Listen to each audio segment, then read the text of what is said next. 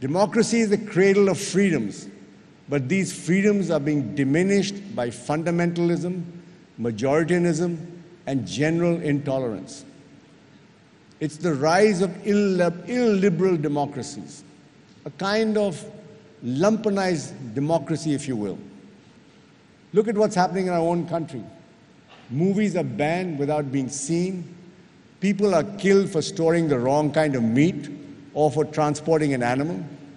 History is being rewritten to demean national treasures, while roads are being renamed because they glorify evil empires. And statues are being brought down because they are identified with another ideology. The media is constantly threatened with violence by all kinds of groups. We have become a republic of the offended, just waiting for someone to affront us and make a cause célèbre out of it. When there's silence or inaction, bigotry gets emboldened. Reasoned debate is descending into cacophony, even in Parliament. And I'm sure Mrs. Gandhi has something to say about this, and I look forward to that. In the highest temple of justice, the Supreme Court, judges are openly squabbling with each other. Bureaucrats and law enforcement officers are being assaulted by politicians. And the bureaucracy seems to exist to serve itself and not the people. When all this happens, you know democracy is in peril. And if I say democracy is in peril, the nation is in peril, as India can only be governed as a democracy.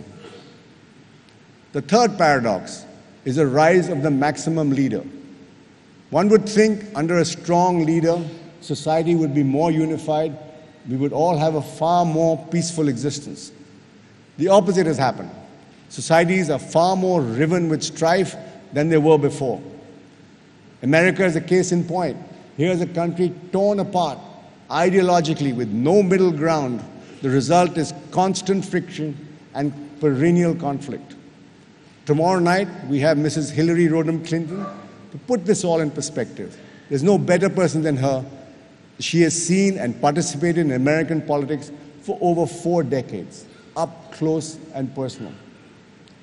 India, too, has become a far more divided society.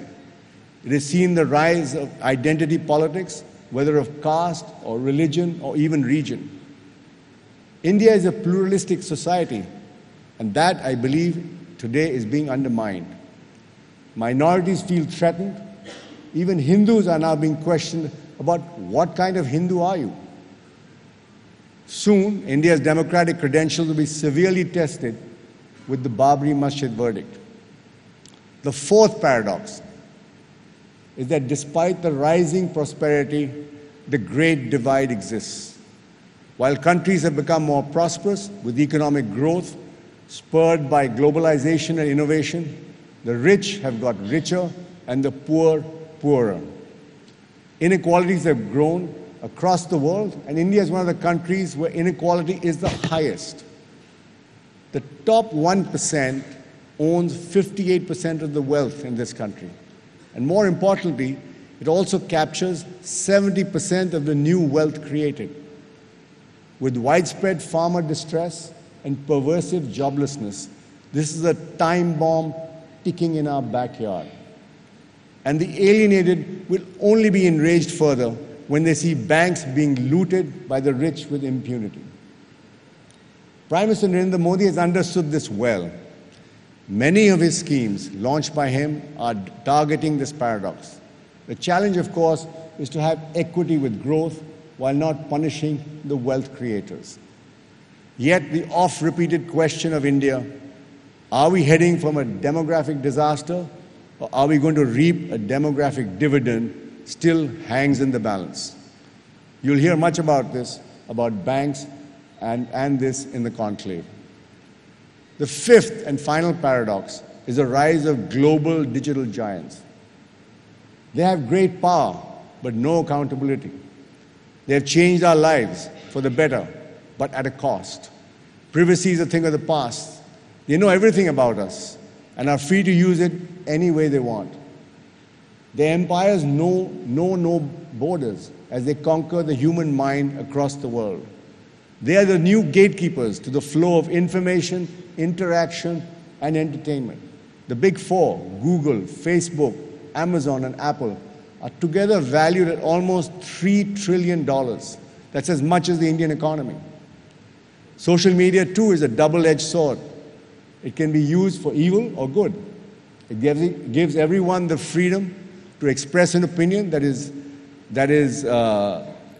threatened, which is threatened now by organizations that use troll armies to denigrate those who disagree with them.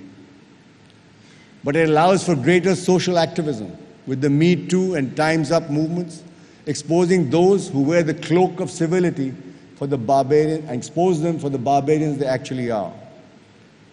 The other irony is that with Google, we live in a time when the world's knowledge is at our fingertips and the truth is easily verifiable. But the truth is constantly on trial. Fake news is a virus that has infected our digital ecosystem, and there is no cure in sight.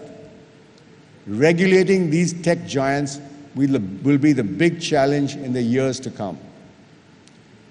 Ladies and gentlemen, I believe these paradoxes that I've spoken about will be the key issues that will dominate the 21st century. Conversations on all such issues and more, this is what the conclave is all about. On that note, let me welcome you again to our annual Festival of Ideas. This is where we debate, discuss, argue, and learn.